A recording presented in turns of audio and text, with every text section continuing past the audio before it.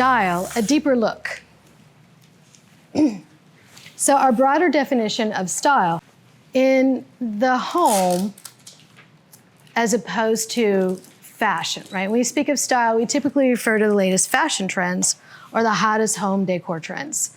Fashion, whether in clothes or in home decor, speaks to one's aesthetic. The word aesthetic first came into use in the 18th century Germany and originally meant relating to perception by the senses, mostly the eye. In our society, we overemphasize the visual aspect of style. And so that's why I love it when people bring me their Pinterest boards, but we got to get out of them, right? Because we're just looking, we're not feeling. And tomorrow we'll get into, feeling this stuff and do the fabric exercise and learn our sense, our aesthetic, and go deeper with that. But just for now, we'll just talk about it. So I love your home. I love the wallpaper in your dining room. Maybe I should get that wallpaper. Or is it the cobalt blue? Maybe I should paint. And they're like spinning. They're just looking at the things and going, I'm trying to figure it out. But they don't know what it feels like to them. And they don't understand how to get into that. Or clothing, fashion, advertising, branding, movies, the internet, all of it is taken in by the eyes. So we're kind of trained in society that way. Because interior designers often follow clothing fashion trends, and I am a closet fashionista myself, I love a good vintage shopping spree, we think style is mainly visual. But in the home, especially, the visual is only one part of the equation. In the home, especially, we need to go deeper than that, to what feels good to us, what we feel at home in. It's not the same thing as what looks good, would look good to our friends. It involves such things as color and pattern, but also much more. A soulful home is a place that not only looks good, but is well loved and has that energy of happiness we were talking about, Where does that energy come from? It comes from enjoyment. And enjoyment comes from two things. By being surrounded by the things that make you feel alive, like Rohini and the outdoor spaces and nature, and you just smell the air, right? And the things you love to do. Cooking, making a cup of tea, doing yoga, whatever. The things that make you feel alive is what I call your aesthetic. Your aesthetic is in the home, the things that make you feel alive, not just what you like the look of, not just a trend. Remember, the trends are for you to play with, not to be defined by. And then the things you love to do, that's your lifestyle. For instance, clients, friends, even family often comment that my small, simple house is such a happy house. I can hear the question within the question, why is that? Even clients you could put my house in their kitchen or their living room, It is not near as big or high end as some of their houses, although I do have some very nice artwork and furniture, more on that later. But even though we don't have lots of things, my husband and my 17-year-old son and I have organized our lives and our spaces around the things that make us feel alive.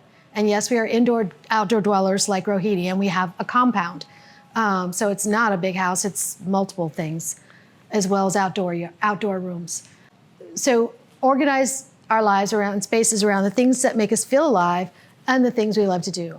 Our house is oriented towards the backyard for privacy, and the dining room glass doors, which now it's a ribbon of glass, we've added the addition since I wrote this, open onto an outdoor room looking out onto a long, lush yard.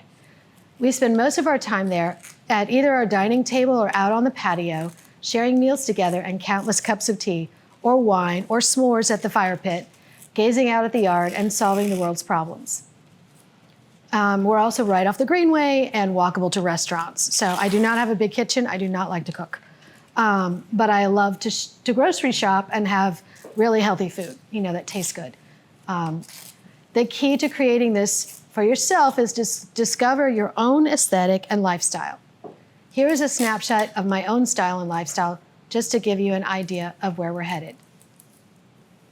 So now you can see Marcel's soul style. Oh, yeah. So my aesthetic, your aesthetic, think about your dream vacation, right? Where do you love to be? For me, it's a wild, rocky beach, or with mountains, because I also want to hike in the mountains. Or it could also be the Appalachian Mountains. I love the Appalachian Mountains. So what are those? I'm a nature freak. I love being outdoors. We're off the Greenway. I'm there every day walking if I can. So for me, what makes me feel alive starts with nature: sun, water, sky, nature, trees, flowers, grass, flowing forms, sculpture, air to breathe, good food, and music. And then lifestyle, the things I love to do. I don't love to cook. I want to go to the restaurant every day if I could, or eat good food, but not have to make it a lot. Like I make a big thing of hummus, and eat it all week, and then I just make, my veggies to go with it, and what have you, and my glass of wine. Yeah. So the things I love to do: yoga, journaling, meditating, eat great food with family and friends, watching nature, playing with the cat, walking on the Greenway. The lifestyle aspect, when we take another look at soul style, right? We're going to go back all over the 4 soul styles and talk about the lifestyle aspect. Traditional lifestyle, they enjoy typically very often, I've discovered, family, holiday, and community get-togethers, family meals and gathering spaces hold a place of prominence. Me and Victoria were just talking about that. That's Thanksgiving for you. And she loves any holiday that has like events or parties. That's it. I don't even know the word because I'm like, whatever. I just like to hang out. I just want to like have time and do nothing. Observing religious or other family community traditions, collecting antiques or repurposing family heirlooms, researching family history, living in and around a historic district, sitting on the porch and talking with neighbors, walking to the square or to the local pub. So see, even though I'm a supposed modernist, I also have that traditionalist in me because I love being in like a perfect little Mayberry neighborhood where I can go to the pub and see people I've know and have seen forever. And my neighbors, modern lifestyle they enjoy. They have a love of freedom, discovery, and adventure. They love travel, ability to pick up and go and be nomadic, live in an urban environment, though not always, or pursue careers that are highly intellectually stimulating, and they need connections to the outdoors for rejuvenation.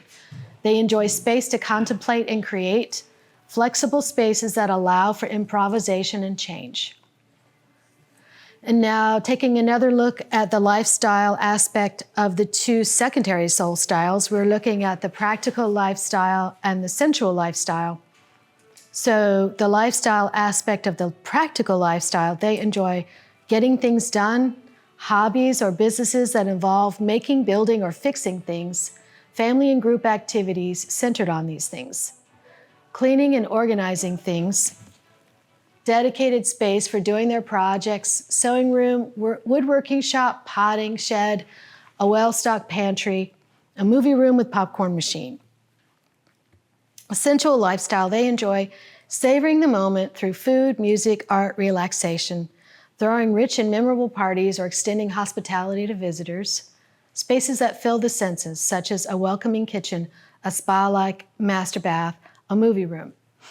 They may be artists or have an artistic passion, such as painting, crafting, collecting art, playing music, or creating their own recipes.